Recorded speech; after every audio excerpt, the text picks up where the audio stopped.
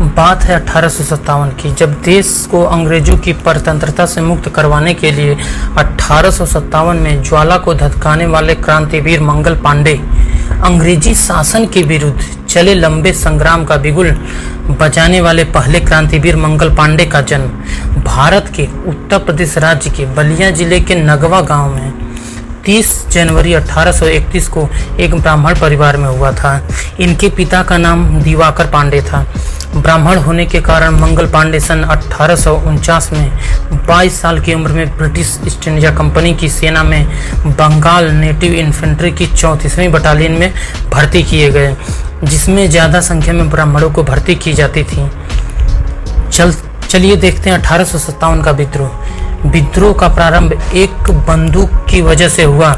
उन दिनों सैनिक छावनियों में गुलामी के विरुद्ध आग सुलग रही थी। अंग्रेज जानते थे कि हिंदू गाय को पवित्र मानते हैं, जबकि मुसलमान सूअर से घृणा करते हैं। फिर भी वे सैनिकों को जो कारतूस देते थे उनमें गाय और सूअर की चर्बी मिली होती थी। इन्हें सैनिक अपने मुंह से खोलते थे। ऐसा बहुत समय तक चलता आ रहा था, पर सैनिकों को इसका सच मालूम नहीं था। मंगल पांडे उस बैरकपुर में 34वीं हिंदुस्तानी बटालियन में तैनात थे। वहां पानी पिलाने वाले एक हिंदू ने इसकी जानकारी सैनिकों को दी। इससे सैनिकों में आक्रोश फैल गया। मंगल पांडे से रहा नहीं गया। 29 मार्च 1857 को उन्होंने मारो फिरंगी को नारे के साथ अंग्रेजों पर हमला कर दिया था। एक भारतीय हवलदार मेजर ने जाकर सार्जेंट मेजर ह्यूसन को यह सब बताया। इस पर मेजर घोड़े पर बैठकर छावनी की ओर चल दिया।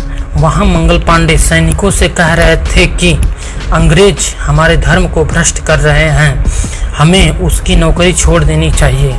मैंने प्रतिज्ञा की कि जो भी अंग्रेज मेरे सामने आएगा मैं उसे मार दूंगा।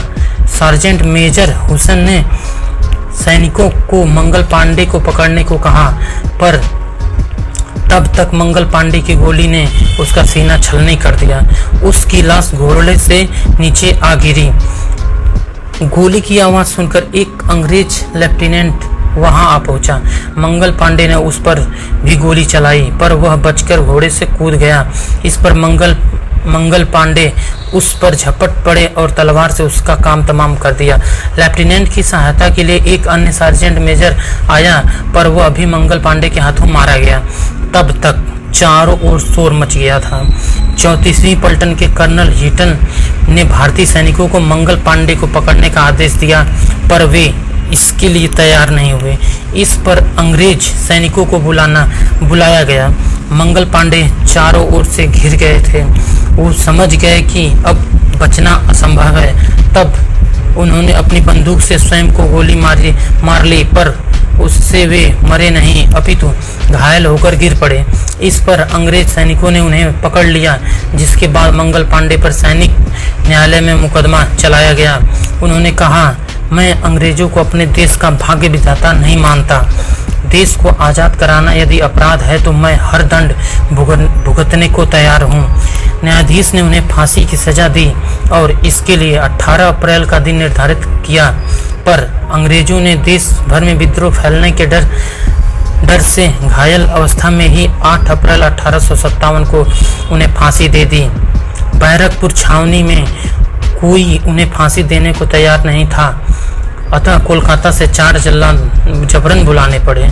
मंगल पांडे ने क्रांति की जो मशाल जलाई, उसने आगे चलकर 1857 के व्यापक स्वाधीनता संग्राम का रूप ले लिया। अब देखते हैं विद्रोह का परिणाम आगे चलकर क्या हुआ। मंगल पांडे द्वारा लगाई गई विद्रोह की यह चिंगारी बुझी नहीं। एक महीना बाद भी 10 मई 1857 को मेरठ की छावनी में कोलकाता कोतवाल धन सिंह गुर्जर के नेतृत्व में बगावत हो गई और गुर्जर धन सिंह कोतवाल इसके जनक के रूप में सामने आए। यह विप्लव देखते ही देखते पूरे उत्तरी भारत में फैल गया, जिससे अंग्रेजों को स्पष्ट संदेश मिल गया कि अब भारत पर राज्य करना उतना आसान नहीं है जितना वे समझ रहे थे। इसके बाद ही हिंदुस्तान में 34,735 अंग्रेजी कानून यहाँ की जनता पर लागू किए गए, ताकि मंगल पांडे जैसा कोई सैनिक दोबारा भारतीय शासकों के विरुद्ध बगावत न कर सके। ऐसे महान क्रांतिकारी देशभक्त मंगल पांडे को कोटि कोटि प्रणाम। जय हिंद, जय भारत।